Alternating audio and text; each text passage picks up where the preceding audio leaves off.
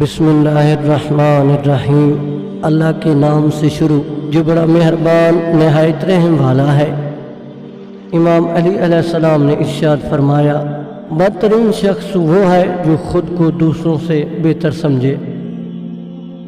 امام علی علیہ السلام نے فرمایا، نرمی سے بات کرنا اور ہر عام خاص آدمی کو سلام کر کے سلامتی کو پھیلانا عبادت ہے۔